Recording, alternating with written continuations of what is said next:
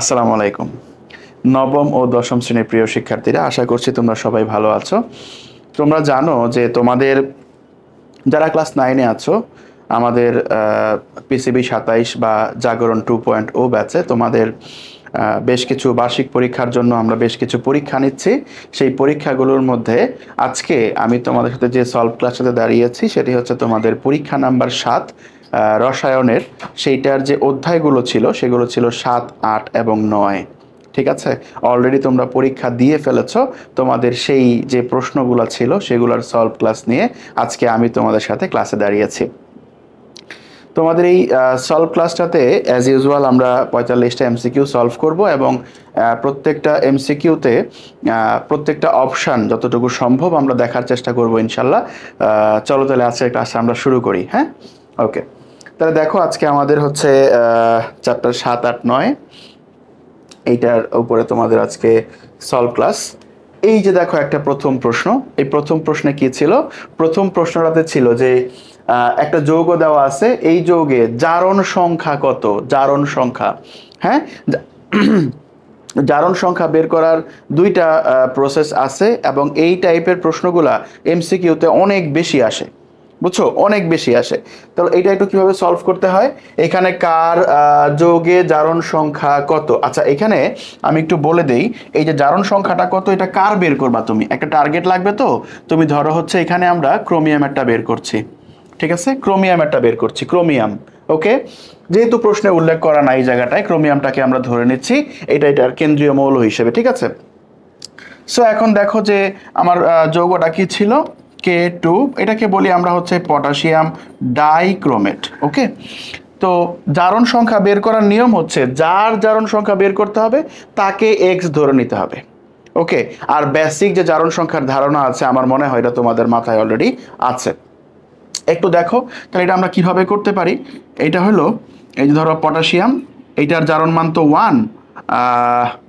আচ্ছা,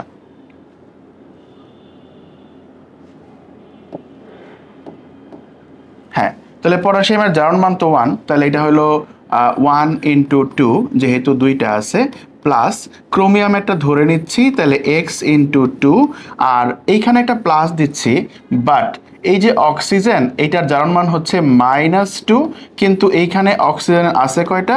7টা, এবং is equal to 0।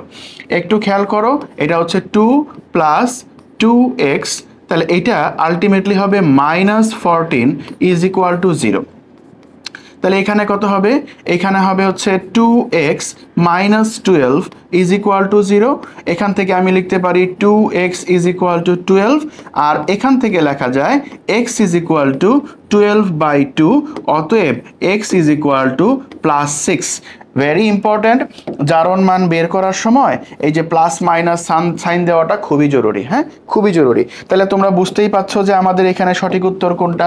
সঠিক উত্তর হচ্ছে আমাদের +6। ক্লিয়ার? ক্লিয়ার সবার? এটা ক্লিয়ার হওয়ার কথা। যদি ক্লিয়ার না হয়ে থাকে, এটা একেবারে সিম্পল একটা টপিক, তো আছে না, অনেকেই থাকে না যে একবারে ছোটোখাটো টপিকগুলো একেবারে বুঝতে একটু কষ্ট হয়, তারা আরেকবার একটু দেখে নিও, তাহলে ক্লিয়ার হয়ে যাবে। তাহলে চলো পরের কোশ্চেনে যাই।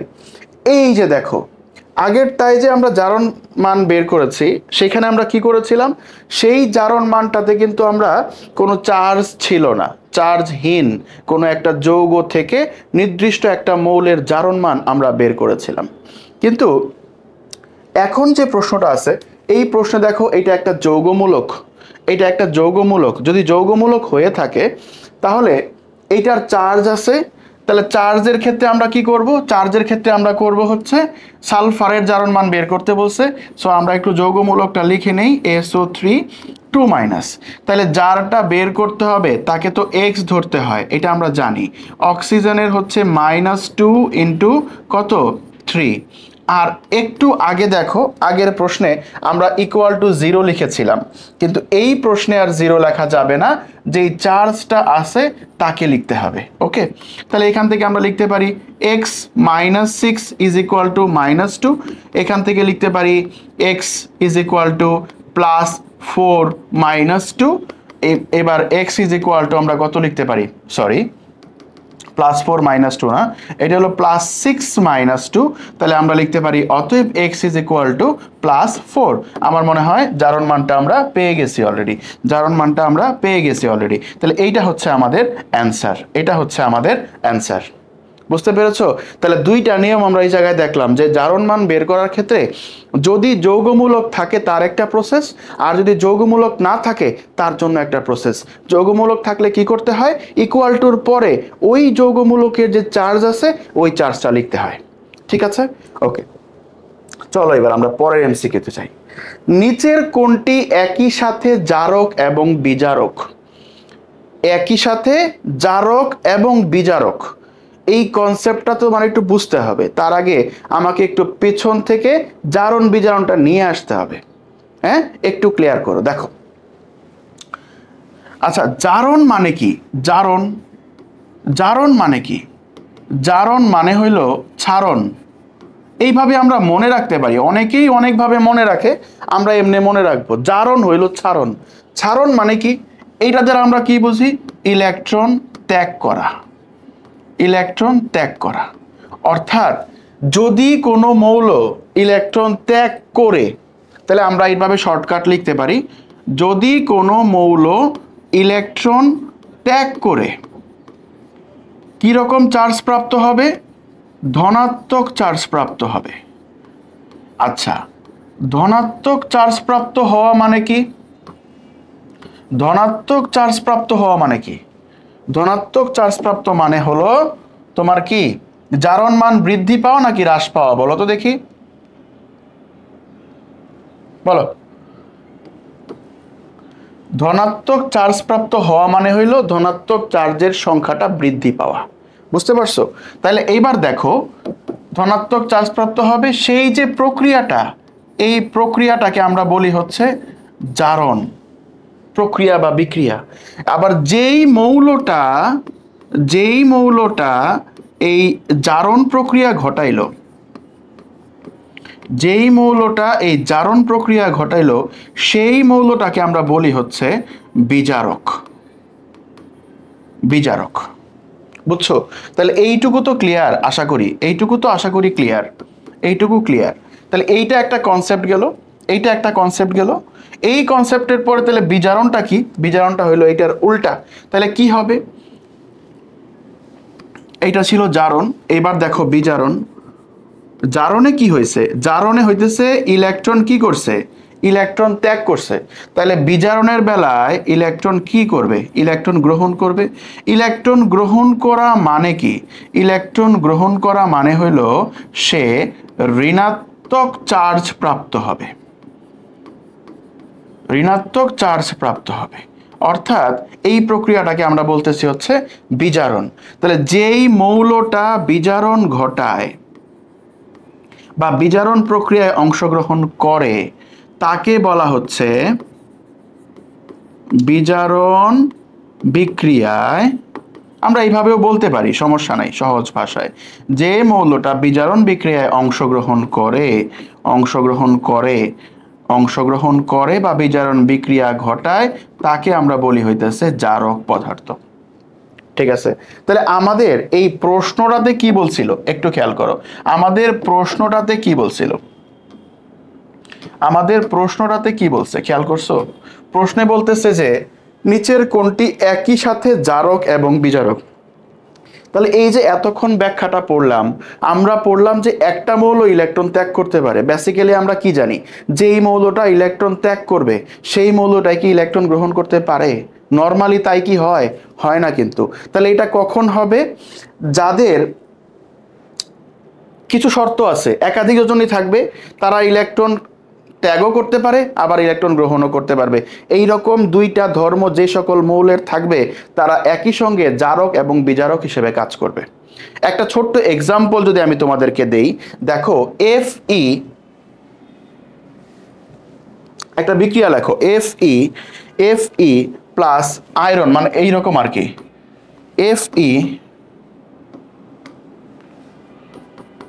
Fe প্লাস CuSO4, এখান থেকে কি উৎপন্ন হবে? FeSO4 প্লাস হচ্ছে Cu, এরকম উৎপন্ন হবে না?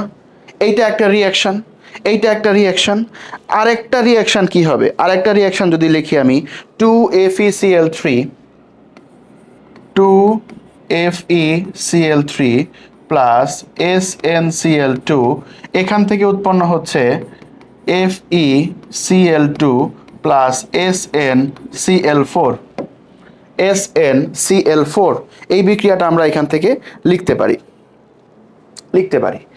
একটা জিনিস একটু খেয়াল করো, এইটাতে আমি যদি বলি যে এইটা হইতেছে আমাদের রিঅ্যাকশন 1, ওকে, আর এইটা হইলো আমাদের রিঅ্যাকশন 2। একটু খেয়াল করো, এইখানে Fe এইটার জারণ মান কত ছিল? 0।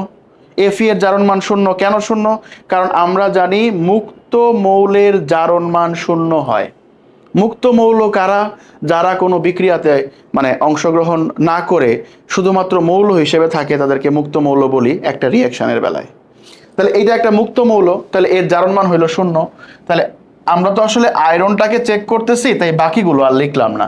এই বিক্রিয়াতে আয়রনের জারণ মান কত? +2। আবার খেয়াল করো, এইখানে আয়রনের জারণ মান ছিল, এইখানে আয়রনের জারণ মান ছিল +3। এই পাশে গিয়ে হয়ে গেছে কত? এটাতে হয়ে গেছে +2। খেয়াল করছো? তাহলে তোমরা এখান থেকে আমাকে একটু বলো তো, এই যে 0 থেকে +2 হলো, তার মানে কি পজিটিভ চার্জ প্রাপ্ত হয়েছে, মানে ধনাত্মক চার্জ অবস্থা প্রাপ্ত হইল সে। তাহলে এই ধনাত্মক হওয়ার জন্য এই যে আয়রন ছিল তাকে কি করতে হয়েছে? 2টা ইলেকট্রন ত্যাগ করতে হয়েছে না? হ্যাঁ, 2টা ইলেকট্রন ত্যাগ করতে হয়েছে, তাইলে তো সে হয়েছে তোমার Fe2+। এরকমই তো হচ্ছে নাকি ঘটনাটা? তাহলে সে যেহেতু ইলেকট্রন ত্যাগ করলো, এই বিক্রিয়াটার নাম কি? এই বিক্রিয়াটার নাম কি? জারণ। তাহলে এখন এই জায়গায় আয়রন বিজারক হিসেবে কাজ করতেছে। এই যে একটু আগে বলছিলাম না যে জারণ বিক্রিয়া ঘটাবে সে বিজারক হিসেবে কাজ করবে, বলছিলাম না? এটা আসলে তোমাদের ক্লাস 9, 10 বা এসএসসি স্ট্যান্ডার্ড পর্যন্ত মনে রাখার একটা সুন্দর উপায়। তাহলে এইটা আমরা পাইলাম বিজারক। আবার দেখো, এইখানে ছিল +3, এইখানে ছিল +3, এখানে গিয়ে হয়ে গেছে +2। তার মানে কি পজিটিভ চার্জের সংখ্যাটা কমে গেছে, তার মানে সে একটা নেগেটিভ চার্জ অবশ্যই নিয়েছে। একটু খেয়াল করো, এই যে ছিল +3, এখান থেকে +2 কখন হবে? যখন সে -1 করবে। আর এই -1 হওয়া মানে কি? তার ইলেকট্রন গ্রহণ করা। আর যদি ইলেকট্রন গ্রহণ করে, তাহলে এই প্রক্রিয়াকে আমরা কি বলি? ইলেকট্রন গ্রহণ করলে বলি হইতেছে বিজারণ। আর যে বিজারণ ঘটাইলো তাকে বলি আমরা কি পদার্থ? জারক পদার্থ। তাহলে আমার মনে হয় তোমরা এখান থেকে এটা ক্লিয়ার হইতে পারছো যে অলরেডি জারক এবং বিজারক হিসেবে এই জায়গায় কে আচরণ করে। কে আচরণ করে? এটা কে? এটা হচ্ছে এই যে মুরব্বি Fe2+। বুঝছো না বুঝো নাই? বোঝার কথা, না বুঝলে আরেকবার দেখো। তার পরবর্তী প্রশ্ন, SN4+ প্লাস Fe2+, এই যে একটা বিক্রিয়া, আমি একটু বিক্রিয়াটা লিখি খাতায়, বলতে বোর্ডে। SN4+ প্লাস Fe2+, এখান থেকে SN2+ প্লাস Fe3, কি আছে? Fe3+। নাও চেক, আমারে বলতেছে যে কোনটির বিজারণ ঘটছে। আচ্ছা স্যার, বিজারণ ঘটার শর্ত কি? বিজারণ ঘটার শর্ত কি? শর্ত হইল ইলেকট্রন ত্যাগ করা। ইলেকট্রন ত্যাগ করা। আর ইলেকট্রন ত্যাগ যদি করে, সরি বিজারণ তো ইলেকট্রন ত্যাগ না।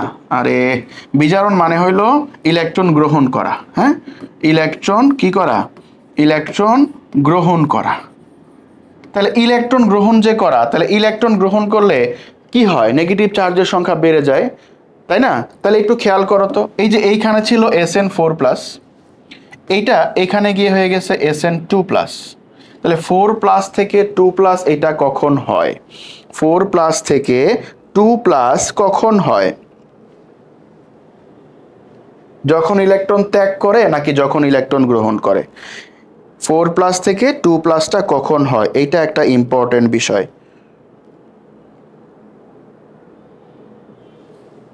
তাহলে 4+ থেকে 2+ হয়েছে মানে কি, আমি কি বলতেছি এখানে বিজারণ ঘটছে। বিজারণ, জারণ মানে ত্যাগ, বিজারণ মানে গ্রহণ, তার মানে সে ইলেকট্রন গ্রহণ করছে। তাহলে এখন দেখো তো SN4+ থেকে SN2+ হয়েছে। আবার এটা হলো Fe2+, Fe2+, এই Fe2+ থেকে Fe3+। তাহলে Fe2+ থেকে 3+ হওয়ার জন্য তাকে একটা ইলেকট্রন ত্যাগ করতে হয়েছে। আমি একটু লিখে দেই, ত্যাগ করতে হয়েছে। আবার SN4+ থেকে SN2+, তার মানে এটা ছিল +4, এটা ছিল +4, আউটপুট আসছে +2, তার মানে এখানে -2, তাকে দুইটা ইলেকট্রন আরো গ্রহণ করতে হয়েছে, তার মানে সে কি করছে, গ্রহণ করছে। তাহলে ত্যাগ করলে হয় জারণ, গ্রহণ করলে হয় বিজারণ। ত্যাগ করলে হয় জারণ, গ্রহণ করলে হয় বিজারণ। তাহলে এখানে কোনটার বিজারণ ঘটছে, এখানে বিজারণ ঘটছে কার, SN4+ এর। ওকে ওকে, SN4+ এর বিজারণ ঘটেছে এই জায়গায়।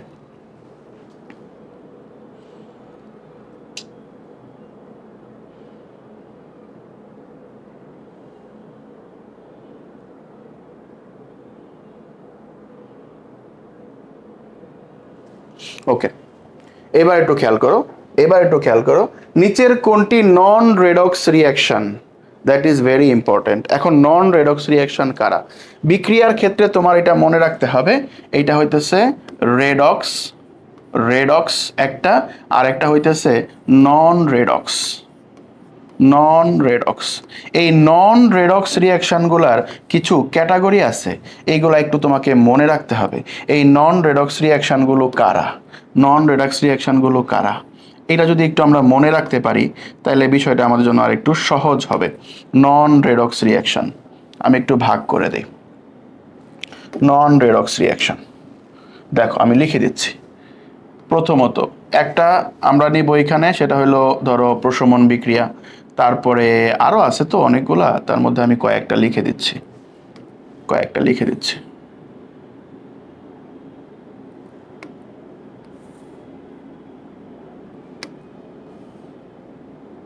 আচ্ছা, তাহলে দেখো এখানে একটা বিক্রিয়া হলো তোমার কি বিক্রিয়া বলো তো, প্রশমন বিক্রিয়া।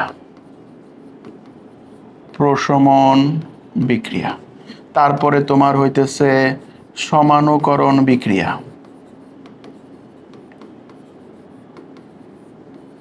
সমানুকরণ বিক্রিয়া, তারপরে আর কি কি বিক্রিয়া আছে, তারপরে হইলো অধঃক্ষেপণ বিক্রিয়া।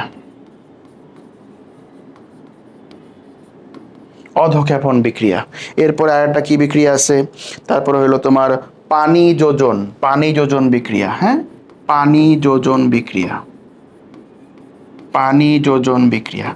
তারপরে হইলো আর্দ্র বিশ্লেষণ বিক্রিয়া, আর্দ্র বিশ্লেষণ বিক্রিয়া।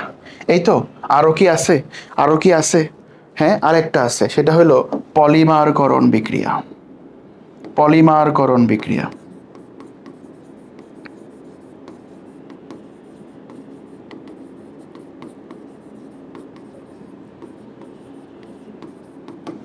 পলিমারকরণ বিক্রিয়া। তাহলে এই কয়টা হইলো আমাদের প্রশমন বিক্রিয়া। তাহলে একটু দেখো তো এখানে কি আছে, একটু চেক করো তো, একটু ক্রস চেক করো। এখানে আছে HCl প্লাস NaOH, তাহলে এখানে উৎপন্ন হইলো NaCl প্লাস হইলো H2O। একটু খেয়াল করো এটা কি বলো তো, এইটা হইলো অ্যাসিড, অ্যাসিড, এইটা হইলো ক্ষারক, উৎপন্ন করছে কি লবণ, উৎপন্ন করছে কি পানি। তাহলে এই যে বিক্রিয়াটা দেখলাম, এই বিক্রিয়ার নাম হইল প্রশমন বিক্রিয়া। এই বিক্রিয়ার নাম কি, প্রশমন বিক্রিয়া। এই যে এইটার নাম তো তিনটা, এইটার নাম হইল সংযোজন, এইটার নাম হইল সংশ্লেষণ, এইটার নাম হইল দহন, এটার নাম তিনটা। এটা তো অবভিয়াসলি দেখো, এটা হলো +2 -1 0, তাহলে এটা হলো +3 -1, জারণ সংখ্যার পরিবর্তন হয়েছে মানে এইটা অবভিয়াসলি জারণ বিজারণ বিক্রিয়া, এইটা জারণ বিজারণ বিক্রিয়া। আর এটা কি, এইটাও জারণ বিজারণ বিক্রিয়া। তাহলে আমরা তো আমাদের অ্যান্সার মনে হয় পেয়ে গেছি, অ্যান্সার তো আমরা পেয়ে গেছি। অ্যান্সার কি বলতো, এই যে ক নাম্বারটা হচ্ছে আমাদের অ্যান্সার। ওকে, ক নাম্বারটা হচ্ছে আমাদের অ্যান্সার। তাহলে এই যে প্রশমন বিক্রিয়া, ক্লিয়ার, ক্লিয়ার। তারপরের প্রশ্ন আসো, H2 প্লাস Cl2 2HCl বিক্রিয়াটি কোন ধরনের বিক্রিয়া? একটা জিনিস মনে রাখবা, একটা জিনিস খেয়াল করবা, সংযোজন বিক্রিয়া, সংযোজন বিক্রিয়া। তারপরে এইটার সাথে আরেকটা জিনিস আছে, তার নাম হইল সংশ্লেষণ বিক্রিয়া। একটু খেয়াল করো, সংযোজন মানে কি? এই বিক্রিয়ায় মৌল প্লাস মৌল বিক্রিয়া করতে পারে, বুঝছো? মৌল প্লাস মৌল বিক্রিয়া করতে পারে, আবার আবার মৌল প্লাস যৌগ বিক্রিয়া করতে পারে, মৌল প্লাস যৌগ বিক্রিয়া করতে পারে। This both reactions are called additional reaction বা সংযোজন বিক্রিয়া। কিন্তু যদি যদি শুধুমাত্র মৌল আর মৌল যুক্ত হয়, সেই বিক্রিয়াকে আমরা সংযোজনের পাশাপাশি সংশ্লেষণ বিক্রিয়াও বলতে পারি। তাহলে একটু খেয়াল করো, আমাদের যে বিক্রিয়াটা ছিল, বিক্রিয়াটায় কি ছিল? বিক্রিয়ায় ছিল H2 আর হচ্ছে Cl2, এখান থেকে উৎপন্ন হয়েছে 2HCl। তাহলে বিক্রিয়া করছে কারা? বিক্রিয়া করছে হইল এই যে একটা মৌল, এই যে একটা মৌল, আর এই যে আরেকটা মৌল। তাহলে এরা কি? এরা প্রথমত সংযোজন বিক্রিয়া অবভিয়াসলি, তারপরে আমি আবার ক্রস চেক করলাম, দেখলাম যে এরা মৌল আর মৌল পড়ে গেছে, তার মানে এরা হইলো সংশ্লেষণ বিক্রিয়া। তাহলে আমরা কিন্তু এখানে সংযোজন আর সংশ্লেষণ দুইটাই পাচ্ছি, উভয়ই সঠিক answer. Is it clear? I think that is clear. Next, কোন বিক্রিয়ার উপর চাপের প্রভাব নেই? আচ্ছা, এই যে একটা প্রশ্ন, লা শাতেলিয়ার নীতি তোমাদের ছিল, মনে আছে? হ্যাঁ, লা শাতেলিয়ার নীতি, লা শাতেলিয়ার নীতি, লা শাতেলিয়ার নীতিতে একটা জিনিস, সেটা হলো তাপের প্রভাব। তাপের প্রভাব আছে, আছে হচ্ছে চাপের প্রভাব, চাপের প্রভাব। এরপরে তোমার আছে হইতেছে ঘনমাত্রার প্রভাব। এই তিনটা আছে, তিনটার জন্য তো আসলে তিন রকম শর্ত কাজ করে। সো আমাদের এই প্রশ্নে জানতে চেয়েছে যে চাপের প্রভাব থাকবে কিনা। তাহলে স্যার, চাপের প্রভাব পড়ার জন্য আমাদের তো কিছু শর্তের দরকার হয়, কন্ডিশন লাগে। লা শাতেলিয়ার নীতিতে চাপের প্রভাব, চাপের প্রভাব, এই চাপের প্রভাব থাকার জন্য দুইটা শর্ত লাগে। এক নাম্বার, মৌল যেগুলা থাকবে বিক্রিয়ায় তাদেরকে গ্যাসীয় হইতে হবে। হ্যাঁ, আমি এভাবে লিখি যে মৌলগুলো কি হইতে হবে? গ্যাসীয় হইতে হবে।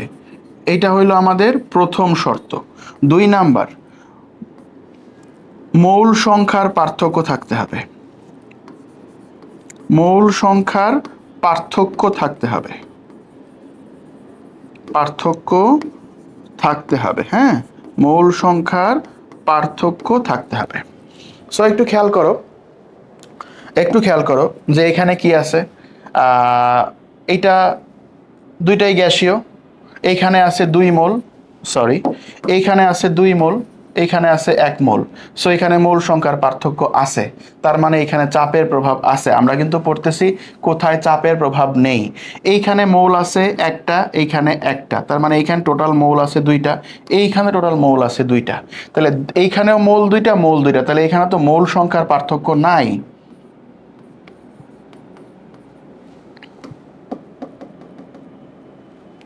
এখানে হইতেছে মৌল সংখ্যার পার্থক্য নেই। মৌল সংখ্যার কি নেই বলতো? এখানে মৌল সংখ্যার পার্থক্য নেই। সো মৌল সংখ্যার পার্থক্য যেহেতু নেই, সো এটাই আমাদের পেয়ে গেছি, চাপের প্রভাব এখানে কাজ করবে। ঠিক আছে, এইখানে দেখো, এখানে কিন্তু মৌল সংখ্যার পার্থক্য আছে। এইখানে 2 মোল, এইখানে সরি এইখানে 2 মোল, এইখানে 1 মোল, এইখানে আবার 2 মোল, সরি এখানে হলো 3 আর 1 4 মোল, এখানে হলো 2 মোল। তাহলে পার্থক্য তো আছেই, নাই শুধু ওইটাতে। পরবর্তী MCQ, N2 plus O2 plus 2NO এই বিক্রিয়া থেকে কি বোঝা যায়? কি বোঝা যায়? বিক্রিয়াটা একটা তাপহারী বিক্রিয়া। এই বিক্রিয়ায় ডেল্টা এইচ এর মান ধনাত্মক হয়। বিক্রিয়া চলাকালীন 180 কিলোজুল তাপ শোষিত হয়। এইটা বোঝার জন্য, এটাকে পারার জন্য এই বিক্রিয়াটা কমপ্লিট করতে হবে। এই বিক্রিয়াটা আবার কিন্তু রকেট সায়েন্স না, এটা কিন্তু আকাশ থেকে টপ করে এসে মাটিতে পড়ে যায় নাই। এই বিক্রিয়াটা তোমার বইতেই আছে, চ্যাপ্টার 7-ই আছে। সো যারা বিক্রিয়াটা এখন পর্যন্ত দেখো নাই, ভিজুয়ালাইজ হয় নাই, তারা একটু দেখো। N2 এইটা গ্যাসীয় অবস্থায় আছে, গ্যাসীয় অবস্থায় আছে, প্লাস O2 এইটাও গ্যাসীয় অবস্থায় আছে। এখান থেকে একটা বোথ সাইডেড রিয়াকশন বা উভমুখী বিক্রিয়ার চিহ্ন, এখান থেকে উৎপন্ন হচ্ছে 2NO। এইখানে বিক্রিয়াটা আসলে আমরা লিখতে পারি 180 কিলো জুল পার মোল। বিক্রিয়াটা এক্স্যাক্টলি এইরকম দেখতে হয়। তাহলে এখন যেহেতু এটা 180 ডেল্টা এইচ এর মান 180, তাপমাত্রার পার্থক্য। সো এইখানে কোনো কিছু নাই, এখানে কোনো কিছু নাই মানে কি, এইটা হচ্ছে প্লাস। প্লাস মানে কি, আমরা জানি তাপোৎপাদী যে বিক্রিয়া আছে, তাপোৎপাদী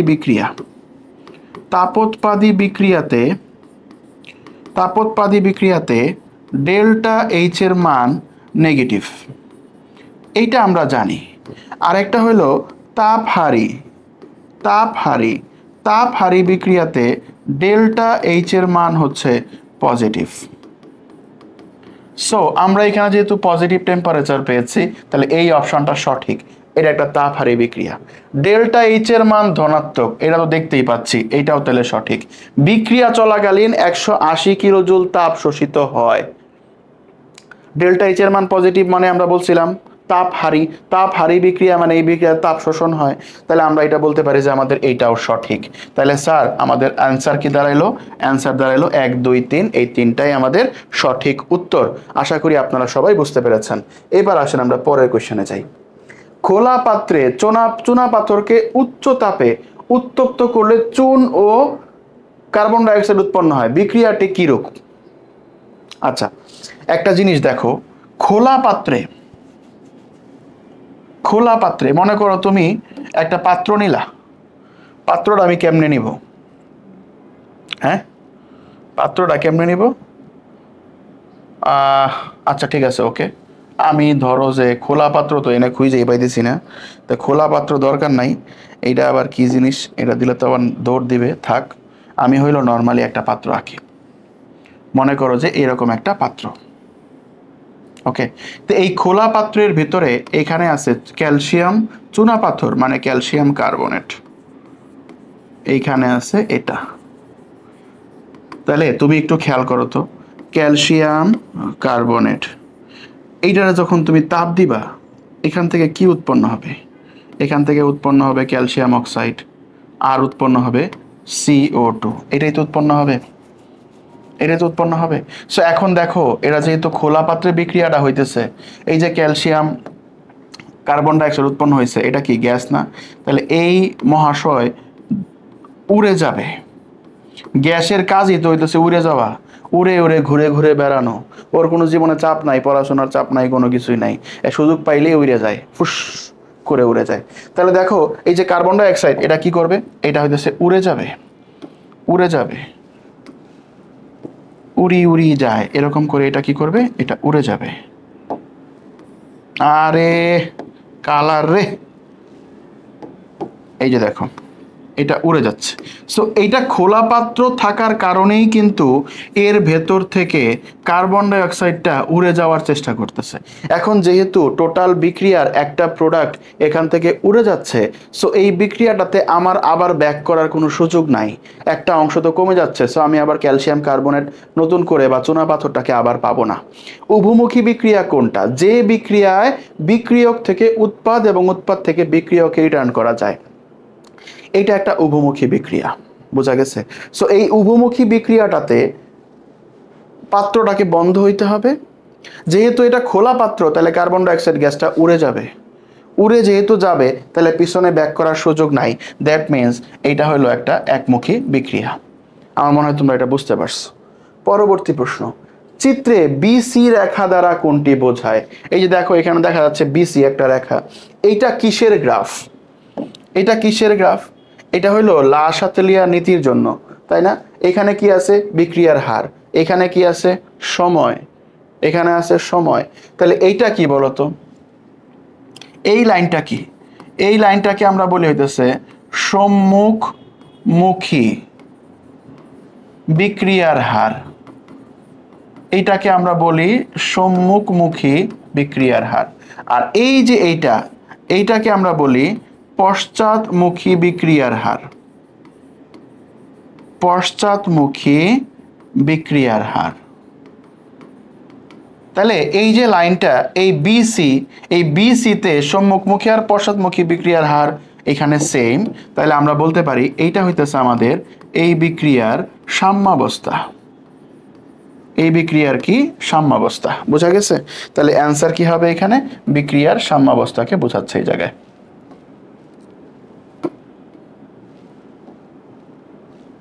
ওকে, বিক্রিয়ার সাম্যাবস্থাকে বোঝায়। ওকে, ডান। পরবর্তী প্রশ্ন, N2 + 3H2 2NH3 + 92 কিলোজুল বিক্রিয়ায় তাপ প্রয়োগ করলে কি হবে? স্যার, এইবার একটা জটিল টপিক পড়তে যাচ্ছি, এটা একটু খেয়াল রাখো, ভেরি ভেরি ইম্পর্ট্যান্ট। এই টপিকটা হলো লা শাতেলিয়ার নীতির যে প্রভাবটা, নীতির যে প্রভাবকগুলো আছে, তাপমাত্রা, চাপ, ঘনমাত্রা, তার মধ্যে যদি তাপমাত্রার পরিবর্তন আমরা করি তাহলে বিক্রিয়াটা কোন দিকে অগ্রসর হবে, দ্যাট ইজ আওয়ার কনসার্ন। এটা আমাদের চিন্তা ভাবনা এখন। সো এই চিন্তা ভাবনা সমাধান করার জন্য আমাদেরকে কি করতে হবে একটু দেখো, ভালো করে বুঝো। তাহলে আমাদের এইটাতে লাগবে হইতেছে লা শাতেলিয়ার নীতির উপর তাপমাত্রার প্রভাব, এইটা আমাদের লাগবে। এখন এইটা কিন্তু একটু কনফিউজিং যে তাপমাত্রা বাড়ালে তাপ উৎপাদী বিক্রিয়ার ক্ষেত্রে কি হবে, তাপমাত্রা কমাইলে তাপ উৎপাদী বিক্রিয়ার ক্ষেত্রে কি হবে, আবার তাপ হারি বিক্রিয়ার ক্ষেত্রে তাপমাত্রা বাড়ালে কি হবে, তাপমাত্রা কমালে কি হবে। এইটা একটা প্রবলেম। এই প্রবলেমটা আসলে অনেকেরই কনফিউশন ক্রিয়েট হয় এই জায়গাটায়। একটু ভালো করে দেখো, আশা করছি এইটুকু যদি তুমি বুঝতে পারো ইনশাল্লাহ তোমার এখানে আর কোনো প্রবলেম হবে না। সো আমরা একটু একটু দেখার চেষ্টা করি, আমরা একটু তোমাকে দেখাই।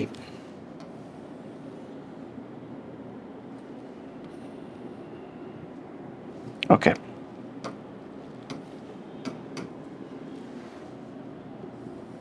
আমরা এইখানে একটা লাইন নিলাম ঘরগুলা দেখানোর জন্য। ওকে, তারপরে দেখো এইটা হইলো তাপ উৎপাদী বিক্রিয়ার জন্য একটা ঘর নিলাম, আবার তাপ উৎপাদী বিক্রিয়ার জন্য একটা ঘর নিলাম, তারপরে তাপ হারি বিক্রিয়ার জন্য একটা ঘর নিলাম, আবার আচ্ছা তাপ হারি বিক্রিয়া আরেকটা থাকলো, ঠিক আছে। সো আমরা এখন যেটা করব সেটা হচ্ছে যে তোমার যেটা করব সেটা হইতেছে যে প্রথমে ধরো আমরা এখানে লিখলাম বিক্রিয়ার ধরন। এটা হইলো আমাদের বিক্রিয়ার ধরন। বিক্রিয়ার ধরন কি কি আছে আমাদের? বিক্রিয়ার ধরন আছে তাপ উৎপাদী, আবার আছে তাপ উৎপাদী, আবার আছে তাপ হারি, তারপরে আবার আছে তাপ হারি। স্যার, তাপ উৎপাদী বিক্রিয়াতে ডেল্টা এইচ এর মান কেমন?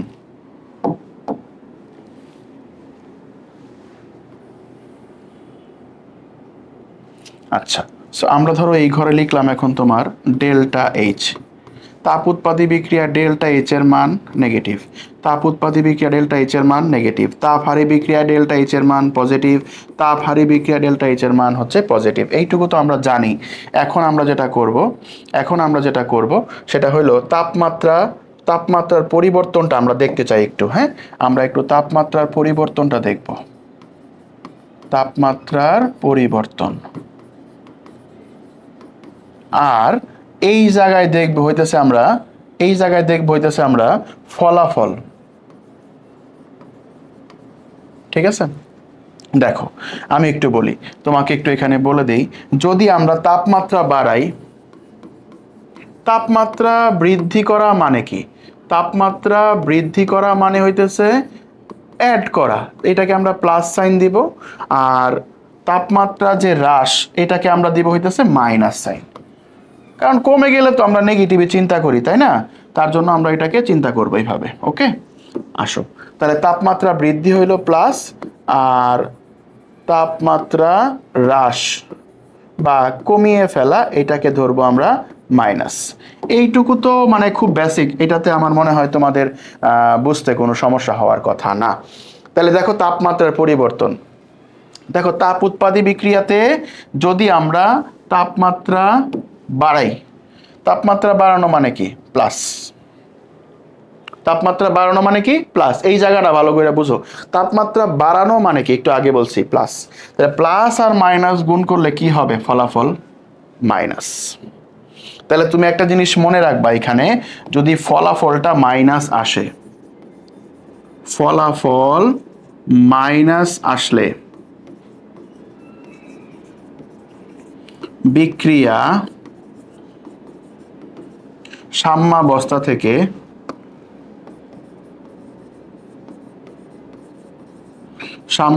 থেকে বিক্রিয়কের দিকে মুভ করবে। কোন দিকে? সাম্যাবস্থা থেকে বিক্রিয়কের দিকে। অর্থাৎ তুমি এটাকে আরেকভাবে বলতে পারো যে পশ্চাৎ দিকে অগ্রসর হবে। তুমি এই শব্দটাকে আরেকভাবে বলতে পারো যে অথবা বিক্রিয়াটা পশ্চাৎ দিকে অগ্রসর হবে, পশ্চাৎ দিকে অগ্রসর হবে। কারণ একটা বিক্রিয়ার কি থাকে, একটা বিক্রিয়াতে থাকে হইতেছে বিক্রিয়ক, আর হইতেছে কি থাকে বলতো, আর থাকে হইতেছে উৎপাদ। এই যে বিক্রিয়ার যে বিক্রিয়কটা আছে এটাকে বলি আমরা বিক্রিয়ার পশ্চাৎ দিক, আর এটাকে বলি আমরা বিক্রিয়ার সম্মুখ দিক। তাইলে আমার যদি ফলাফলটা মাইনাস আসে তাহলে অবভিয়াসলি বিক্রিয়া পেছনের দিকে অগ্রসর হবে, সিম্পল। এই বিষয়টা একটু মাথায় রাখা লাগবেই। এইটুকু কনসেপ্ট তুমি যদি ক্লিয়ার রাখতে পারো তোমার কিন্তু আর কোনো প্রবলেম নাই।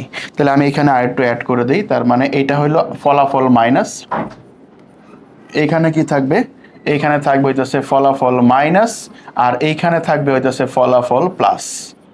ফলাফল কি থাকবে প্লাস। তাহলে ফলাফল যেহেতু মাইনাস আসছে তার মানে বিক্রিয়াটা পেছনের দিকে অগ্রসর হবে। আমি এই প্রশ্নে পড়ে যাচ্ছি, আগে কনসেপ্টটা ক্লিয়ার করে নেই। আবার দেখো যদি আমরা এখন তাপ উৎপাদী বিক্রিয়া তো ডেল্টা এইচ মাইনাস, তাপমাত্রা কমিয়ে দেই, তাহলে মাইনাস আর মাইনাস গুণ করলে কি হচ্ছে বলো তো প্লাস। অর্থাৎ তাপ উৎপাদী বিক্রিয়াতে যদি আমরা তাপমাত্রা হ্রাস করি বা কমায় দেই তাহলে বিক্রিয়াটা প্লাস আসছে, মানে কি বিক্রিয়ক থেকে উৎপাদের দিকে যাবে, মানে উৎপাদের পরিমাণটা বৃদ্ধি পাবে। Is that clear? তাহলে ফলাফল যদি প্লাস আসে, আমি একটু লিখে দেই এখানে, ফলাফল প্লাস আসলে বিক্রিয়ার সাম্যাবস্থা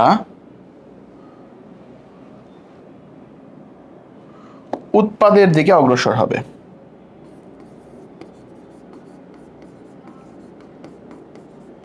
উৎপাদের দিকে অথবা সম্মুখ ভাগে অগ্রসর হবে। বুঝছো? বোঝার তো কথা, তোমার তো লক্ষ্মী ছেলে পেলে, good boy and good girls. দেখো বোঝা গেছে কিনা?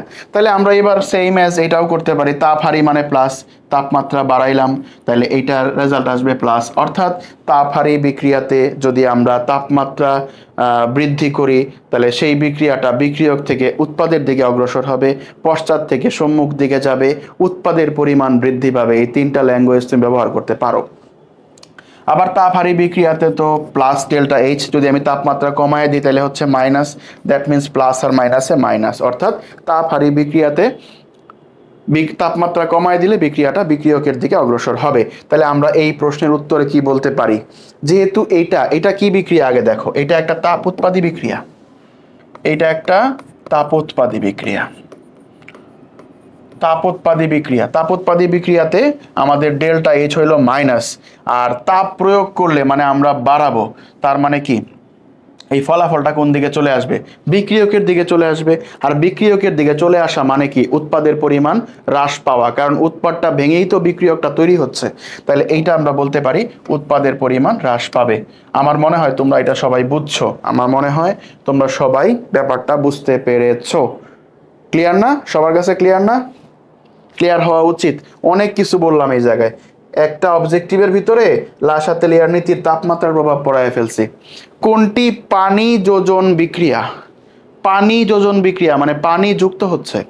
দেখো এইখানে দুইটা অপশন আছে, অপশন দুইটা আছে, দুইটা অপশনের মধ্যে একটা অপশন হইতেছে তোমার এই যে এইরকম এইরকম শুরুতে প্লাস তারপরে হইতেছে ডট, আর এইখানের শুরুতে ডট পরে প্লাস, ডট আর প্লাস হওয়ার কোনো সম্ভাবনা, মানে বিক্রিয়া যখন করবা তখন দুইটা তো যুক্ত হইতে হবে, সে তো আগেই এভাবে থাকবে না। বিক্রিয়ার নাম হইলো পানি যোজন, মানে পানি যুক্ত করতেছো, তাহলে এই বিক্রিয়াতে অবশ্যই প্লাস চিহ্ন আগে থাকতে হবে।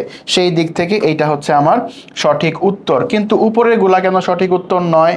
উপরের গুলা কেন সঠিক উত্তর নয়?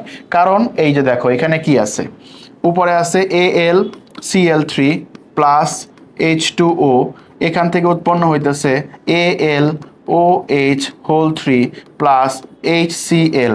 তার মানে আমি দেখলাম এইখানে ঘটনাটা কি ঘটছে, এই যে H2O ছিল এইটা ভেঙে কি হয়েছে, H প্লাস হয়েছে, প্লাস হয়েছে OH মাইনাস হয়ে এই অ্যালুমিনিয়ামের সাথে OH মাইনাস কানেক্টেড হয়েছে, আবার ক্লোরিনের সাথে H প্লাস কানেক্ট হয়েছে, তারপরে তৈরি করছে এই প্রোডাক্টটা।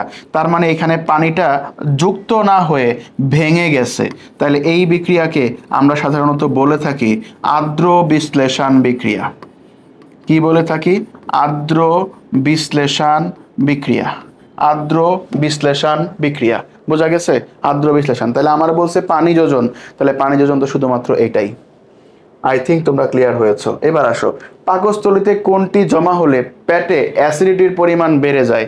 আমরা জানি অ্যাসিডের পরিমাণ বাড়তে গেলে অ্যাসিড লাগবে, আর সেই অ্যাসিডটা হইলো পাকস্থলীর জন্য যে অ্যাসিড, এটা হইলো হাইড্রোক্লোরিক অ্যাসিড। তাহলে অতিরিক্ত হাইড্রোক্লোরিক অ্যাসিড লাগবে, অতিরিক্ত হাইড্রোক্লোরিক অ্যাসিড লাগবে। Is that clear? অতিরিক্ত হাইড্রোক্লোরিক অ্যাসিড লাগবে। ওকে, সো আমরা এই অবজেক্টিভটা লাস্ট দেখতেছিলাম, সেটা হইতেছে যে এই দুইটার মধ্যে মানে কি ধরনের ঘটনা ঘটে, এটা কি তাপ উৎপাদী বিক্রিয়া নাকি জারণ বিজারণ নাকি প্রশমন? ঠিক আছে, আমার মনে হয় এটা তোমাদের কাছে ক্লিয়ার হয়েছে। আমরা পরবর্তী এমসিকিউতে যাই। এই যে দেখো তীব্র অ্যাসিড ও তীব্র ক্ষারের যে বিক্রিয়া, সেইটার একটা প্রশমন তাপ আছে, এই তাপমাত্রাটা ফিক্সড। এইটা একটু মনে রাখবা তোমরা, হ্যাঁ? প্রশমন তাপ, এই তাপমাত্রাটা হইল -57.34 কিলো জুল।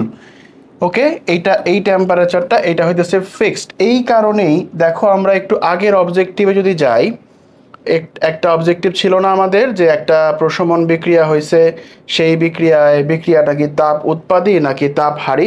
এই যে এইটাতে না, এটা না, এর আগে একটা আছে, দাঁড়াও আমি তোমাকে দেখাচ্ছি। রিসেন্টলি দেখাইলাম বিক্রিয়াটা যে এদের মধ্যে তাপ উৎপাদী নাকি তাপ হারি বিক্রিয়া। এই যে এই বিক্রিয়াটা যেটা লাস্ট পড়লাম আমরা, দেখো এটা তো একটা প্রশমন বিক্রিয়া, তার জন্য কিন্তু আমরা বলছিলাম যে বিক্রিয়াটা তাপ উৎপাদী। ঠিক এই কারণেই আমরা বলেছি যে প্রশমন তাপ, যেহেতু প্রশমন বিক্রিয়ায় একটা তাপ অলওয়েজ উৎপন্ন হয়, আর এটাকে আমরা বলি হচ্ছে প্রশমন তাপ, বুঝছো? এবং এটা হচ্ছে -57.34 কিলোজুল। এটা একটু মাথায় রাখতে হবে। তারপরেরটা মৃদু তড়িৎ বিশ্লেষ্য। এখানে না দুইটা ব্যাপার আছে, একটা হচ্ছে তড়িৎ বিশ্লেষ্য বলতে কি বোঝায়, যে তড়িৎ প্রবাহ চালনার মাধ্যমে কোনো একটা কম্পাউন্ড বা যৌগকে ভেঙে ফেলা, এইটাকে বলা হচ্ছে তড়িৎ বিশ্লেষ্য। ওকে, আর এই যে প্রসেসটা, এইটার দুইটা ব্যাপার আছে, একটা হচ্ছে মৃদু তড়িৎ বিশ্লেষ্য আর একটা হচ্ছে তীব্র তড়িৎ বিশ্লেষ্য। তাহলে মৃদু তড়িৎ বিশ্লেষ্য কারা?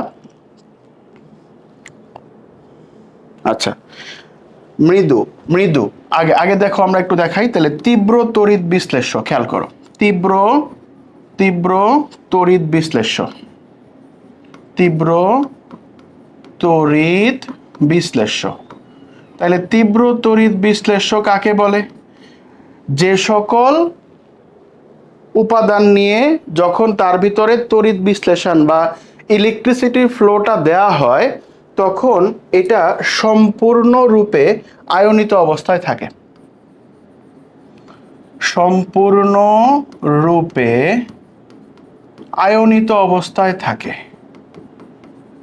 বুঝছো? আয়নিত অবস্থায় থাকে, এদেরকে বলা হচ্ছে তীব্র তড়িৎ বিশ্লেষ্য। যেমন সোডিয়াম ক্লোরাইড।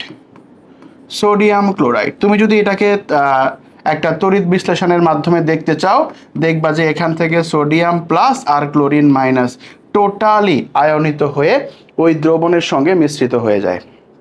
ওকে, তাহলে স্যার মৃদু তড়িৎ বিশ্লেষ্য কারা? এইটাও তো একটা প্রশ্ন, তাই না? যে মৃদু তড়িৎ বিশ্লেষ্য, মৃদু তড়িৎ বিশ্লেষ্য এটা কারা? এটা হলো যারা আংশিক আয়নিত অবস্থায় থাকে, যারা অল্প পরিমাণ আয়নিত অবস্থায় থাকে, অল্প পরিমাণ, হ্যাঁ, পুরাপুরি আয়নিত হয় না। সেটা হইতেছে, তাহলে আগেরটা ছিল পুরাপুরি আর এটা হচ্ছে অল্প আয়নিত অবস্থা, বুঝছো? অল্প আয়নিত অবস্থা, বা তুমি এটাকে আংশিকও বলতে পারো, কোনো সমস্যা নাই, আংশিক অবস্থা। তাহলে তুমি এখান থেকে বুঝতেই পারতেছো যে এটা হচ্ছে আমাদের মৃদু তড়িৎ বিশ্লেষ্য, হ্যাঁ, এটা পুরাপুরি আয়নিত হয় না। এরপরে আসো, তড়িৎ বিশ্লেষণের সময় একাধিক ক্যাটায়ন থাকলে কোনটি আগে গিয়ে চার্জ মুক্ত হবে? এটা হইলো তোমার বইতে ধাতুর সক্রিয়তার সিরিজ দেওয়া আছে একটা। এটা হইলো ক্যাটায়নের জন্য একটা দেওয়া আছে, অ্যানায়নের জন্য একটা দেওয়া আছে। ক্যাটায়নের জন্য কারা? ক্যাটায়নের জন্য কিছু দেওয়া আছে তোমার বইতে, এগুলা কারা? যেমন এখানে মনে রাখবা, আমরা বলি, আমরা এরকম বলি ক্যাটায়নের জন্য, ক্যাটায়নের জন্য, ক্যাটায়নের জন্য এটা কাদেরকে বলি আমরা? এটা হইলো, আমি তোমাদেরকে বলে দিচ্ছি একটু, একটা মিনিট। ক্যাটায়নের জন্য কারা? এরকম অনেকেই তো ছন্দ দিয়ে আমরা ক্লাসে পড়িয়েছি। সেটা হইলো এরকম, লিথিয়াম, তারপরে পটাশিয়াম, কে না কে, তারপরে হইল ম্যাকাইবার, এলো যেন ফিরে, হ্যাঁ, তারপরে কি পাবে? টিন পাবে। এরপরে হচ্ছে হাই কুলাঙ্গার,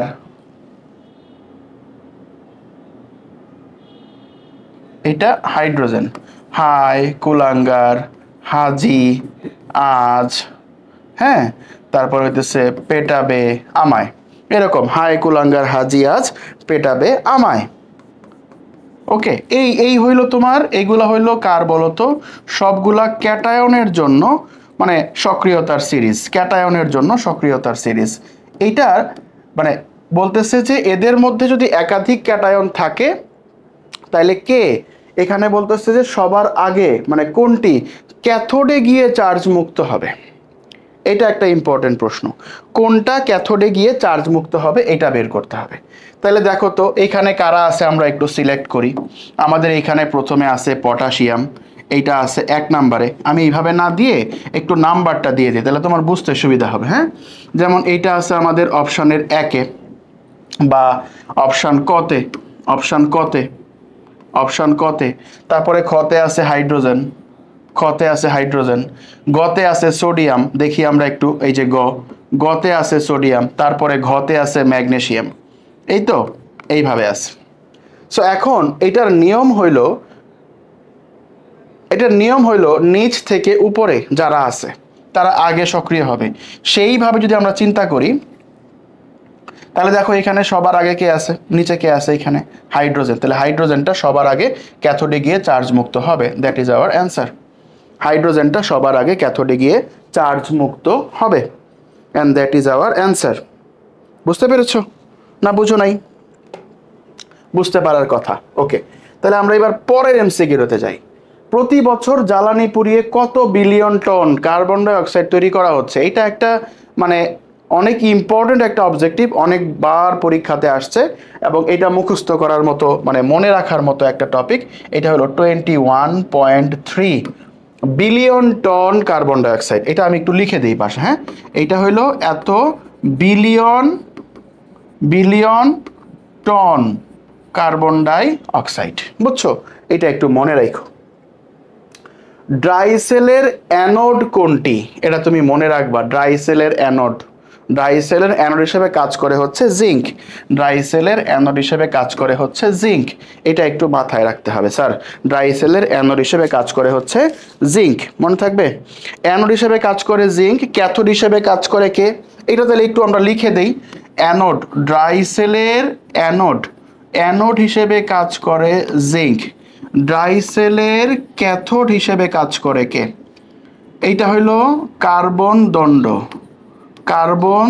দণ্ড বা গ্রাফাইট। মনে থাকবে না? এই প্রশ্নে আসছে ড্রাই সেলের অ্যানোড কোনটা, কখনো কখনো আসতে পারে ড্রাই সেলের ক্যাথোড কোনটা, বুঝছো?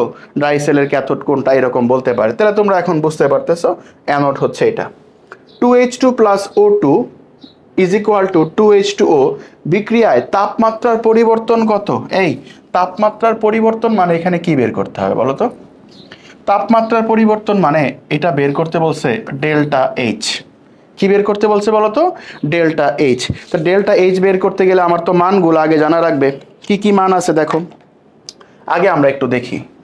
2H2 + O2 এখান থেকে উৎপন্ন হচ্ছে 2H2O।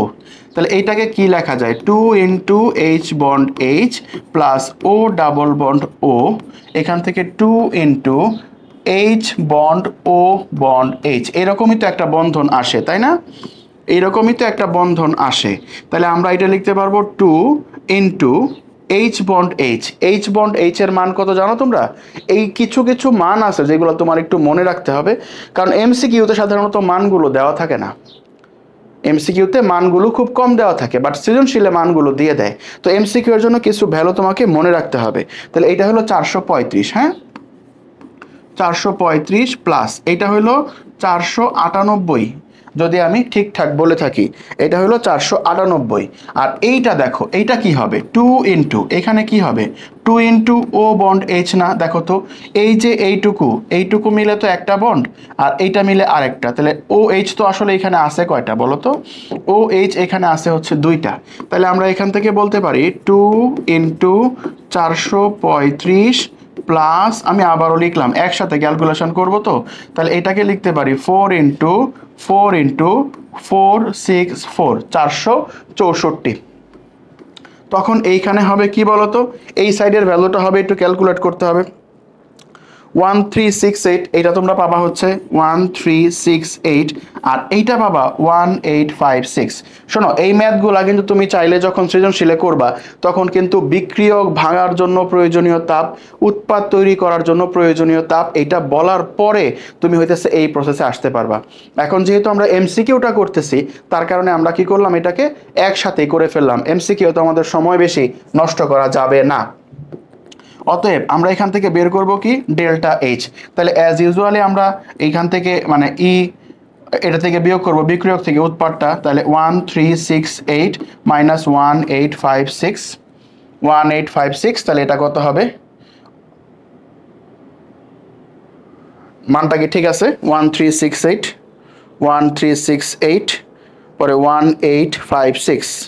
আচ্ছা, সো এইটা যখন ক্যালকুলেশন করবা, আচ্ছা তাহলে এখান থেকে মান আসবে তোমার -488, এইরকম একটা ভ্যালু আসবে। এইটা হচ্ছে কত বলো তো?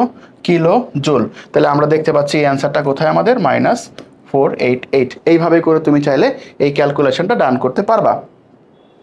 তারপরে কি আছে? পানির তড়িৎ বিশ্লেষণের সময় তড়িৎ পরিবাহিতা বাড়ানোর জন্য, দেখো পানি যেটা আছে, তুমি যদি পানির ভেতরে নর্মালি তড়িৎ পরিবহনটা শুরু করো, তাহলে এই তড়িৎ পরিবহনটা বা এই ইলেকট্রোলাইসিস প্রসেসটা বা তড়িৎ বিশ্লেষণটা যতটুকু ফাস্ট হবে, তার চাইতে তুমি যদি এর ভিতরে একটা প্রভাবক ইউজ করো বা একটা আরেকটা যৌগ অ্যাড করো, তাহলে এই ইলেকট্রোলাইসিস প্রসেসটা আরো দ্রুত হবে।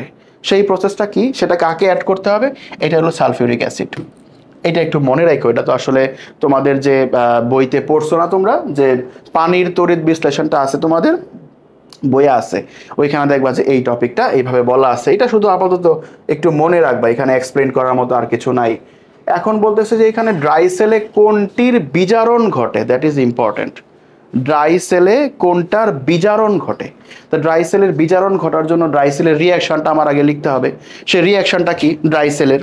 তোমাদের বইতে এই রিয়াকশনটা আছে।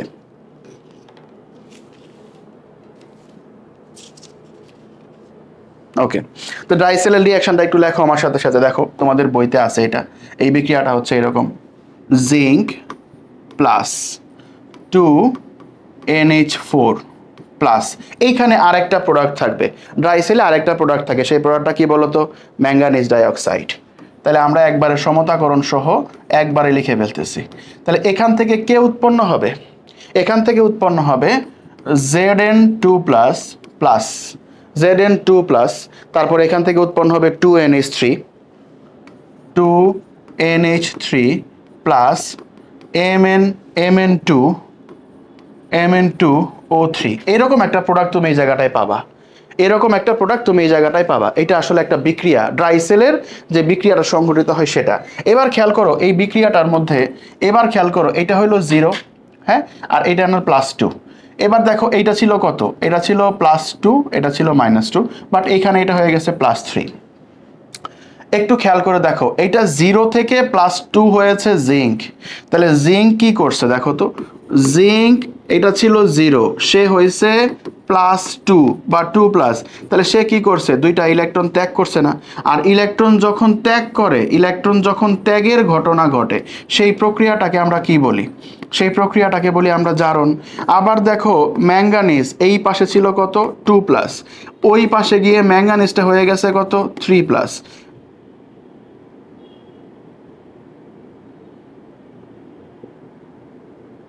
ও হ্যাঁ, এখানে ছিল +2, এখানে ছিল -2, তাহলে এটা কত হয়ে গেছে?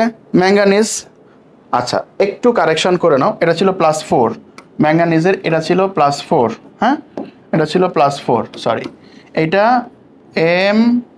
আচ্ছা আমি এটা একবারে মুছেই দেই, 2MnO2, তাহলে এটা হলো 4+ বা +4, এরকম একটা ছিল, হ্যাঁ +4। তাহলে তুমি একটু দেখো তো, এই যে এটা +4 ছিল, এটা +3 হয়েছে, তার মানে এটা কি করছে এই জায়গাটায়? এটা কি করছে? এটা কি করছে? এটা কি করছে? এটা হলো Mn, এটা ছিল +4, এখানে হয়েছে +3, তার মানে সে একটা ইলেকট্রন কি করছে বলো তো? গ্রহণ করছে, তার জন্য +3। যেহেতু গ্রহণ করছে, তাহলে এই জায়গাটায় কি ঘটছে? এই জায়গাটায় কি ঘটছে? এই জায়গাটায় ঘটছে হচ্ছে বিজারণ। আমার তো প্রশ্নে এটাই জিজ্ঞেস করছে যে কার বিজারণ ঘটছে, তাহলে আমরা পেয়ে গেছি বিজারণ ঘটছে কার? ম্যাঙ্গানিজ অক্সাইডের এই যে পার্টটা, এই পার্টের বিজারণ ঘটছে, তার মানে এটা হলো MnO2, that is the right answer. Okay, এবার আসো, কোনটির বন্ধন শক্তি সর্বাধিক? স্যার এই বন্ধন শক্তির মানগুলো আমি তোমাকে এই কারণে মুখস্থ করতে বলছি। হ্যাঁ, কেন মুখস্থ করতে বলছি? কারণ এই যে দেখো এমসিকিউটা, এটার মধ্যে বন্ধন শক্তির মান কোনটা সর্বাধিক, তার জন্য আমাদের তো এই মানগুলো লিখতে হবে। এটা কত? H বন্ড H, তারপরে হইলো N triple bond N, nitrogen, নাইট্রোজেনের মধ্যে ত্রিবন্ধন থাকে, অক্সিজেন, অক্সিজেনের ভিতরে ডাবল বন্ড থাকে, ক্লোরিন আর ক্লোরিনের ভিতরে ডাবল বন্ড থাকে। এখন এদের বন্ডের মানগুলো আমাদের একটু লাগবে। অক্সিজেন এবং অক্সিজেনের বন্ডের মান, হাইড্রোজেনের মান কত?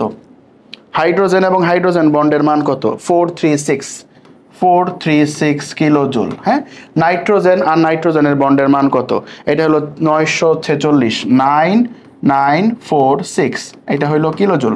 অক্সিজেন, অক্সিজেন কত? একটু আগে আমরা করছি, এটা খুব সম্ভবত 498 কিলো জুল।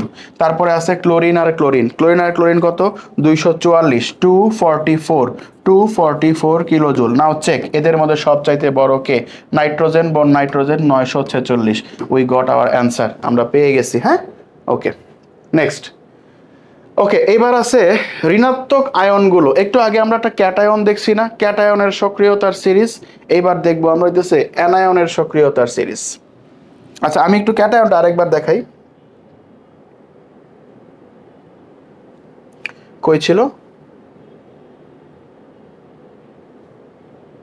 এই ক্যাটায়ন, ক্যাটায়নটা হইতেছে তুমি এইভাবে মানে উপর থেকে নিচের দিকে আসবা, যে এরকম সবার নিচে থাকবে সে আগে হইতেছে ওইখানে যাবে, বুঝছো? এটা তুমি একটু মাথায় রাখবা, এই যে সবার নিচে থাকবে সে হচ্ছে সবার আগে গিয়ে নিউট্রাল হবে। হ্যাঁ, তারপরে হচ্ছে এটা, এদের মধ্যে কোন অ্যানায়নগুলোর মধ্যে কে প্রথম জারিত হবে? অ্যানায়নেরও কিন্তু একটা সক্রিয়তার সিরিজ আছে, অ্যানায়নেরও কিন্তু একটা সক্রিয়তার সিরিজ আছে, অ্যানায়নেরও একটা সক্রিয়তার সিরিজ আছে। সেই সিরিজটা কি তোমরা জানো? জানার কথা, তোমাদের বইতে আছে, তারপরও আমি তোমাদেরকে একটু এটা লিখে দিচ্ছি।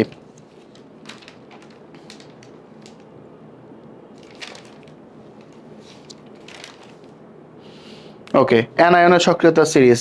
প্রথমে দেখো NO3, এখানে অবশ্য নাই, তারপর আমি একটু লিখে দেই। এটা হলো তোমার NO3 minus, NO3 minus, NO3 মাইনাসের পরে আবার কে আছে? NO3 মাইনাসের পরে সালফেট, ক্লোরিন, ব্রোমিন, এইভাবে তুমি মনে রাখবা। সালফেট SO4 2 মাইনাস, তারপরে ক্লোরিন মাইনাস, তারপরে হইতেছে ব্রোমিন মাইনাস, তারপরে হইতেছে আয়োডিন মাইনাস। এরপরে কে আছে? আয়োডিন ছাড়া আরেকটা হলো হাইড্রোক্সাইড মাইনাস, হাইড্রোক্সাইড মাইনাস। এবার দেখো ক্যাটায়নটা কি ছিল? উপর থেকে আমরা নিচে আসছিলাম, অ্যানায়নটা যাব নিচ থেকে উপরে, বুঝছো? একটু মনে রাখবা, এখানে যে সবার আগে থাকবে, নিচে যে সবার আগে থাকবে, সে হচ্ছে সবার আগে এটাতে কি হবে বলো তো? জারিত হবে।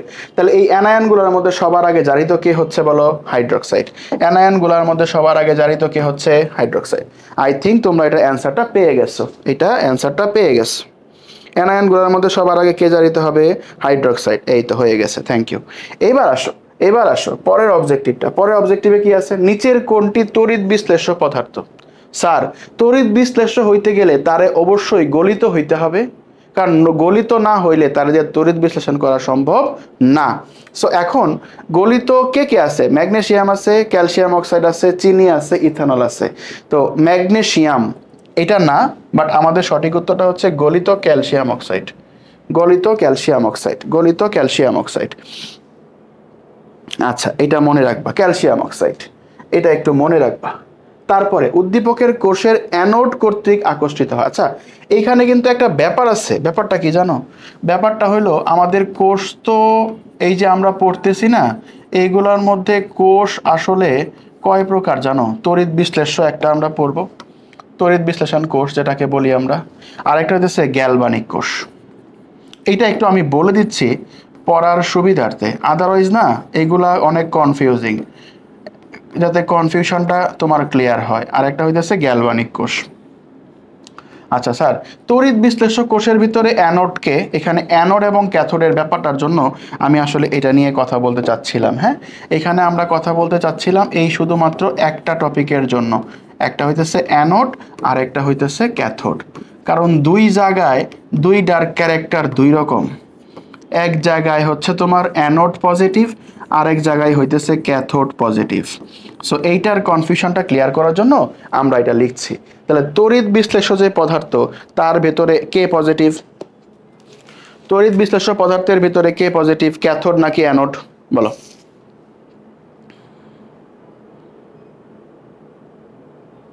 তড়িৎ বিশ্লেষ্য পদার্থের ভিতরে অ্যানোড হচ্ছে পজিটিভ, অ্যানোড হচ্ছে পজিটিভ বা ধনাত্মক, আর ক্যাথোড হইতেছে নেগেটিভ, মানে এর ভেতরে এই চার্জগুলো যাবে।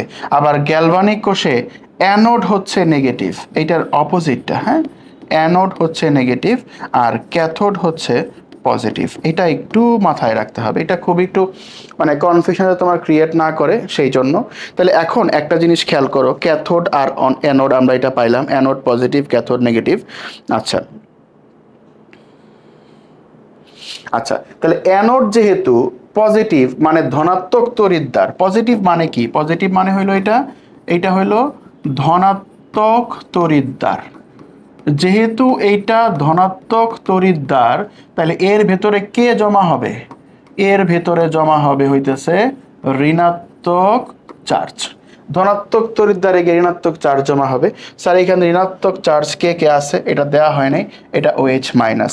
এইখানে ঋণাত্মক চার্জ আছে 2, ঋণাত্মক চার্জ আছে 3। So we got our answer and the answer will be 2 and 3 and the number is C অথবা গ। বুঝতে পেরেছো? এটা একটু মাথায় রাখতে হবে স্যার। আরে এখানে বলতেছে ব্রাইনের উপজাত হিসেবে কি পাওয়া যায়? ব্রাইন কে? ব্রাইন, ব্রাইন মানে কি? এটা একটু মাথায় রাখতে হবে। ব্রাইন, ব্রাইন মানে কি? ব্রাইন মানে হইল সোডিয়াম ক্লোরাইডের জলীয় দ্রবণ, সোডিয়াম ক্লোরাইডের জলীয় দ্রবণ। তাহলে তুমি যখন এই সোডিয়াম ক্লোরাইডটাকে পানির সাথে মিশ্রিত করবা তখন এখান থেকে উৎপন্ন হবে কি বলতো, এখানে উপজাত হিসেবে কাজ করবে। উপজাত মানেতেছে যে কে অবশিষ্ট থাকবে, কারণ পজিটিভ নেগেটিভ তো যাবে, একটাতে হাইড্রোজেন গ্যাস একটাতে ক্লোরিন গ্যাস যাবে, তাহলে আমার এখানে বাকি থাকবে সোডিয়াম হাইড্রোক্সাইড উপজাত হিসেবে। এই জন্য আমরা এটাকে এখানে সোডিয়াম হাইড্রোক্সাইড নিয়েছি। Is it clear? ব্রাইন বিষয়টা কি এইটা একটু মনে রাখা দরকার। এটা হলো তোমার, এটা হচ্ছে তোমার কি বলতো সোডিয়াম ক্লোরাইডের জলীয় দ্রবণ, একটু মনে রাখতে হবে। ওকে, তড়িৎ বিশ্লেষ্য কোষের ক্ষেত্রে অ্যানোড ধনাত্মক তড়িৎদ্বার, এই যে একটু আগে বলছিলাম মনে আছে না, একটু আগে বলছিলাম তড়িৎ বিশ্লেষ্য কোষের ক্ষেত্রে এই যে দেখো অ্যানোড পজিটিভ আর হচ্ছে ক্যাথোড নেগেটিভ, কিন্তু গ্যালভানিক কোষে অ্যানোড নেগেটিভ ক্যাথোড পজিটিভ।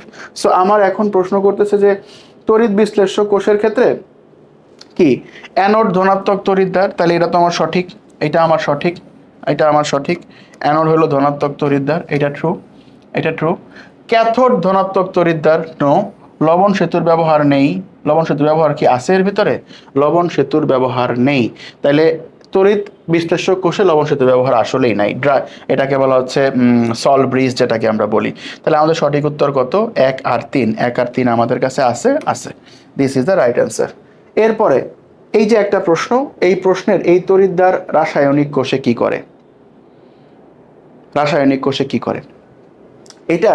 এইটা রাসায়নিক কোষ বলতে এটা কিন্তু একটা কি বলতো লবণ সেতু, লবণ সেতুর বা সল্ট ব্রিজের একটা প্রশ্ন।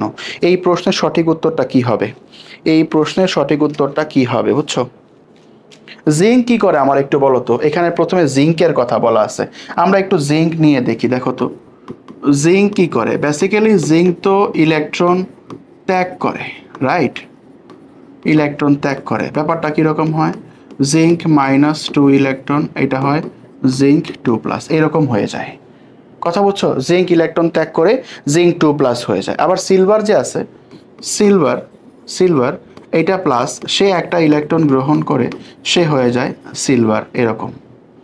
সে সিলভার যে তার মানে ইয়েটা মেইন ক্যারেক্টারটা সেটাতে সে পরিণত হয়ে যায় নর্মাল। তাহলে সিলভার যেহেতু ইলেকট্রন গ্রহণ করে, ও যেহেতু ইলেকট্রন ত্যাগ করে, তাহলে এইটা তো যাবে কোথায় বলো তো? এটা যাবে কোথায়? এটা যাবে হইতেছে তোমার কোথায় বলো তো? এইটা একটা প্রশ্ন। ক্যাথোড যাবে কোথায়? ক্যাথোড যাবে হইতেছে এই যে সিলভার, সিলভার হইলো ক্যাথোড, জিঙ্ক হইলো অ্যানোড। তাহলে জিঙ্কের যাইতে হবে কোথায়? জিঙ্কের যাইতে হবে অ্যানোডে। আর এই ঘটনা ঘটবে কোথায়? এই ঘটনা ঘটবে হচ্ছে ক্যাথোডে, ঠিক আছে? এই ঘটনা ঘটবে কোথায়? ক্যাথোডে। তাহলে এখন দেখো তো এই জিঙ্ক কি ক্যাথোডে যাচ্ছে? না, জিঙ্ক যাচ্ছে অ্যানোডে। এই যে সিলভার প্লাস আয়ন ক্যাথোড থেকে ইলেকট্রন গ্রহণ করে, তাহলে তো সঠিক। এই যে আমরা এটা ক্যাথোডেই পাইছি, বাট সিলভার অ্যানোডে নো। জিঙ্ক ক্যাথোডে ইলেকট্রন ছেড়ে দেয়, সারা ক্যাথোডে গিয়ে ছাড়ে না, ছাড়ে তো হচ্ছে জিঙ্ক অ্যানোডে গিয়ে। তাহলে জিঙ্কের সাথে ক্যাথোডের সম্পর্কই থাকবে না। তাহলে আমাদের রাইট অ্যান্সার হচ্ছে এইটা আর এই চিন্তা ভাবনাটা, বুঝছো? এই যে ক্যাথোড আর অ্যানোডের যে ঘটনাটা, এটা একটু মনে রাখো। তারপরে ফটোকেমিক্যাল ধোঁয়াতে, ফটোকেমিক্যাল ধোঁয়াতে কি থাকে? নাইট্রাস অক্সাইড থাকে, ফটোকেমিক্যাল ধোঁয়া।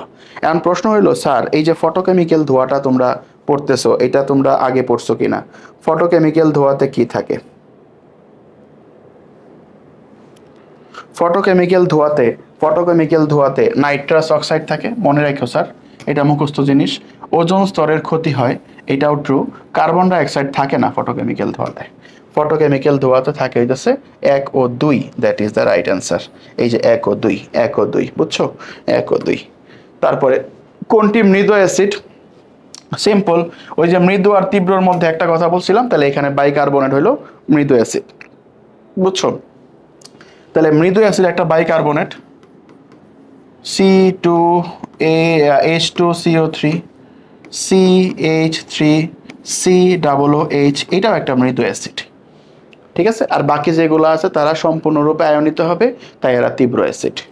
আর এটা পুরোপুরি আয়নিত হয় না বিধায় এটা। ধাতব কার্বনেটের সাথে অ্যাসিডের বিক্রিয়ায় কোন গ্যাস উৎপন্ন হয়? ধাতব কার্বনেট, ধাতব কার্বনেট, ধাতব কার্বনেট মানে কি? ধাতব কার্বনেট মানে হইলো এখানে ধাতু থাকবে আর থাকবে হইতেছে কার্বনেট।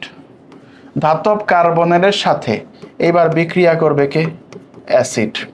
এখান থেকে কি উৎপন্ন হয় সেটা দেখতে বলছে।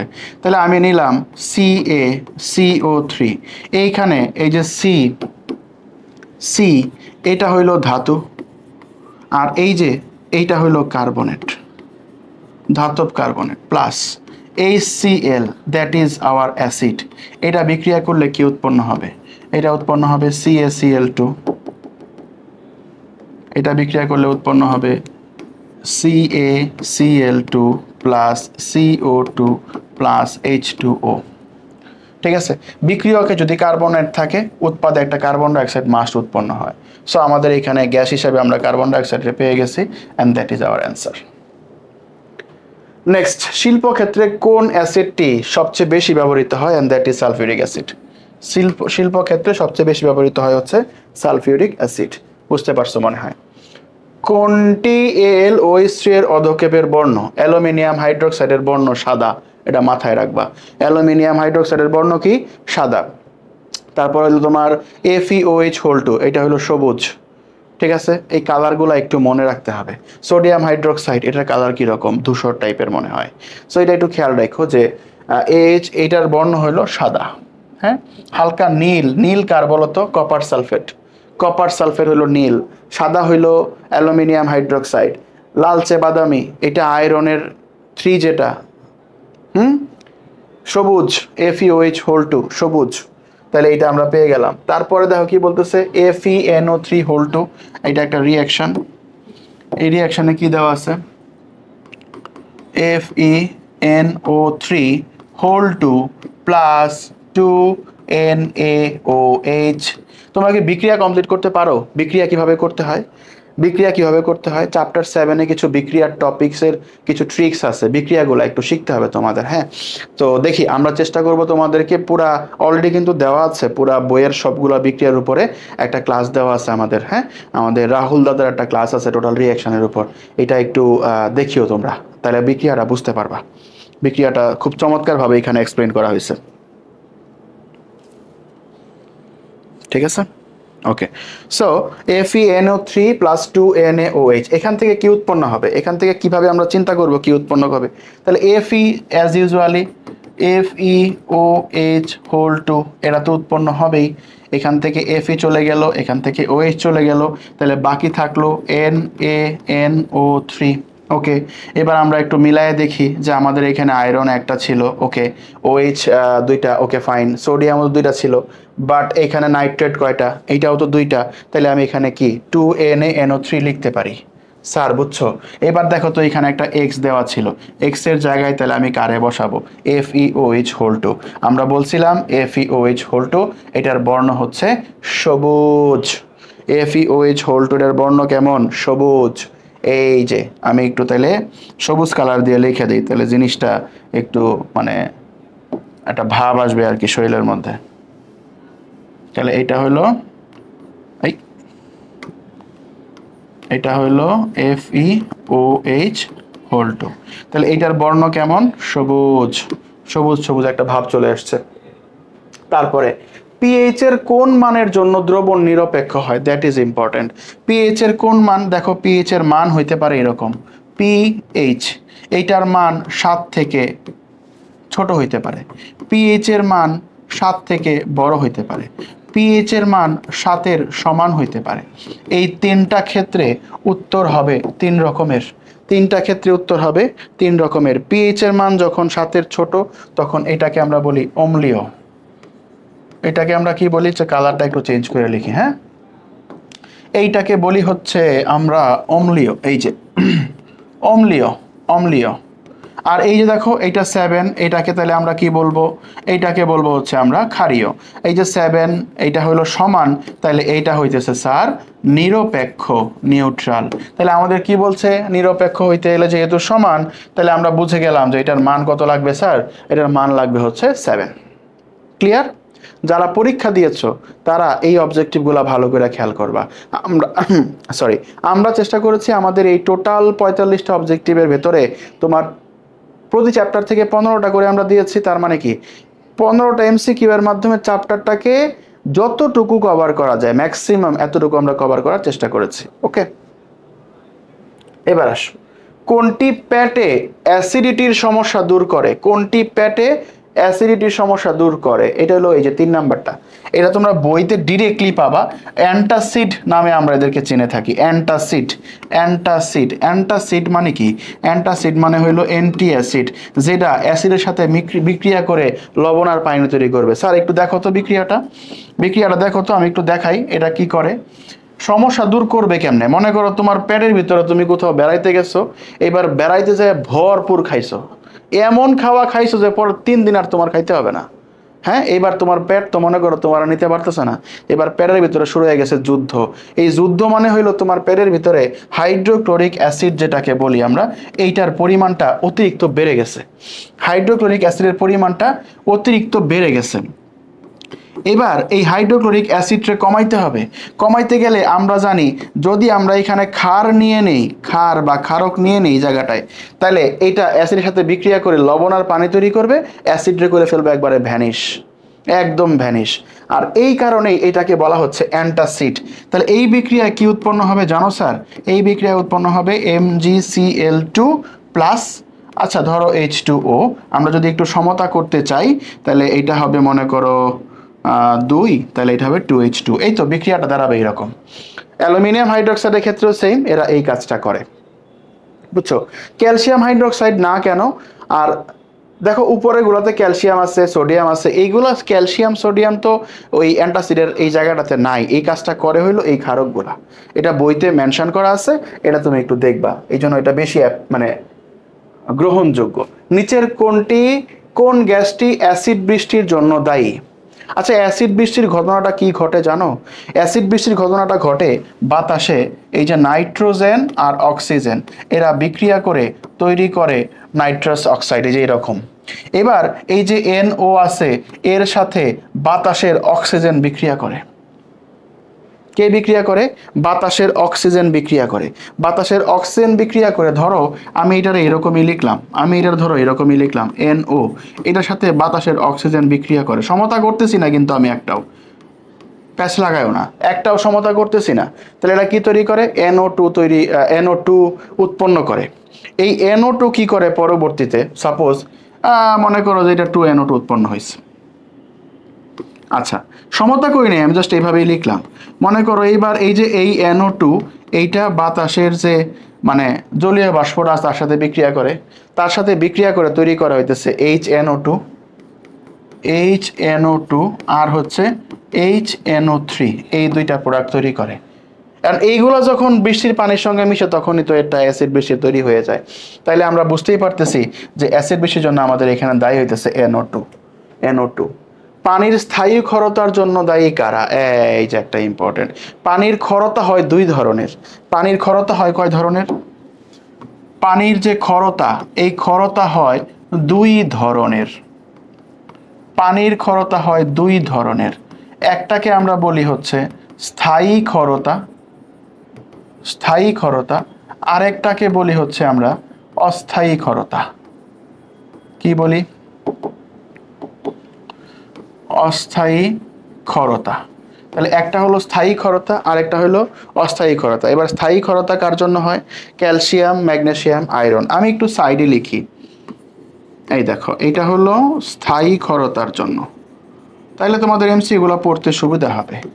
ক্যালসিয়াম 2+, ম্যাগনেসিয়াম 2+, তারপরে হচ্ছে আয়রন 2+। এদের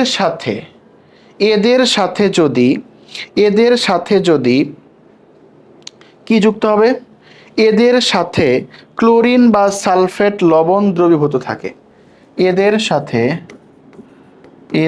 সাথে ক্লোরিন বা সালফেট এর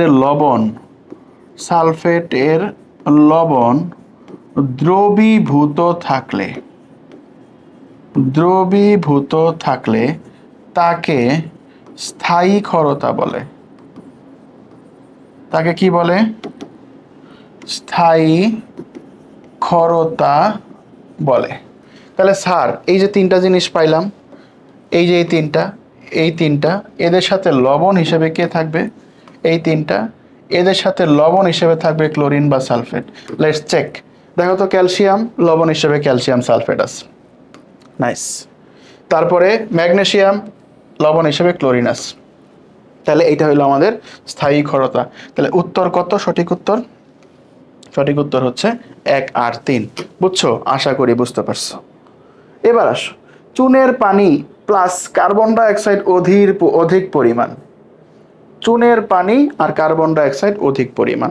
কার্বন ডাইঅক্সাইড অধিক পরিমাণ মানে কি? অনেক পরিমাণ। একবার তো কার্বন ডাইঅক্সাইড চুনের পানির সঙ্গে যুক্ত হবে, সেটা যুক্ত হলে কি তৈরি হবে? চুনের পানির সঙ্গে যুক্ত হলে কি তৈরি হবে? দেখো, চুনের পানি CaOH2, এটাকে আমরা কি বলি? এটা হইল চুনের পানি, এটাকে বলি হচ্ছে আমরা চুনের পানি। ওকে, তাহলে CaOH2 প্লাস এখানে কে যুক্ত হচ্ছে? CO2, CaOH2 প্লাস যুক্ত হচ্ছে CO2। তাহলে CO2 যুক্ত হলে এখানে কি উৎপন্ন হবে?